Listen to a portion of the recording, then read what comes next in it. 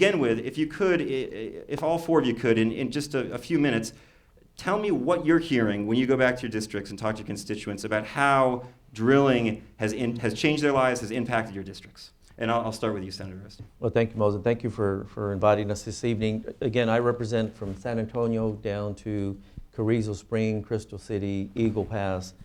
I have 17 counties in my district, and I have a majority of the counties, or a good part of the counties, I should say, in the Eagle Ford Shale.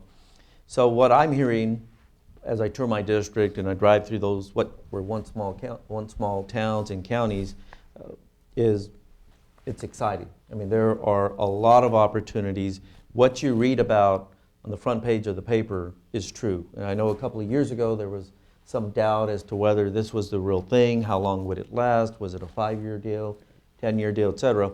And it is the real thing. And so there are, I like to say, some challenging opportunities that exist down there, primarily because of the infrastructure, or the lack thereof, I should say, that doesn't exist, because nobody expected this to happen literally overnight. Of course. Representative King. And again, thank you too for inviting me. My district is in the middle of the Barnett Shale, which is a 24-county area that's kind of, you can picture Fort Worth, a little bit north, a little bit south, and then several counties to the west. And it was actually the first shale play, the first place they really did horizontal drilling and fracking and really figured out how to get natural gas out of these old formations. So we've had it from the beginning. What I hear in my district is we miss those high natural gas prices now that it's down, because the drilling is substantially reduced. We have dry gas, just methane, and the price on that is low enough that people are more attracted to the Senator Uresti's district, where they get some liquids out of that as well, and it makes it a much more profitable venture. So we enjoy not having some of the congestion, but people are missing making as much money. Mm-hmm. Senator Ellis. My district is inner city Houston, still recognized as the energy capital of the world.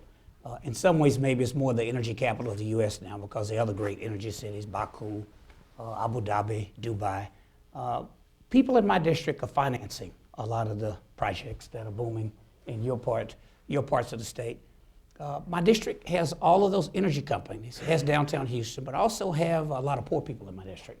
I have the medical center in my district. So some of the issues that may come from your constituents, sometimes they end up at MD Anderson.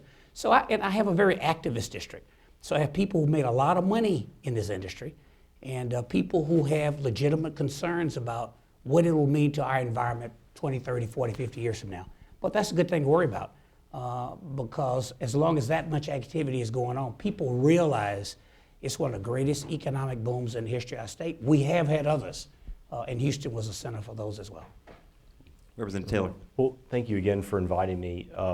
Plano, Texas, a lot of people, there's not much exploration and production going on there, but we have two pretty important oil companies, Encana Energy, which is an international natural gas producer, is headquartered in Plano, just moved its headquarters from Calgary just a few months ago. And we have Denbury Resources, which is a tertiary recovery company focusing on injecting CO2 gas into oil fields and getting more oil to come out of the ground. I'll make sort of a broader comment about what's going on in Texas. In 2009, Texas was producing around 1 million barrels a day, a little bit more. We, 1 million barrels per day. In November, which is like the last number we have from the Railroad Commission, we were producing 2.1 million barrels a day. So we've almost doubled in about 2 or 3 years. So it's just an incredible increase in production in Texas. And to give you an idea about where Texas is relative to the rest of the country, the second largest oil producing state, North Dakota, is only producing 650,000 barrels a day. So they're just think how far back they are behind Texas. But Texas had an incredible run, and I think you're going to see that run continue.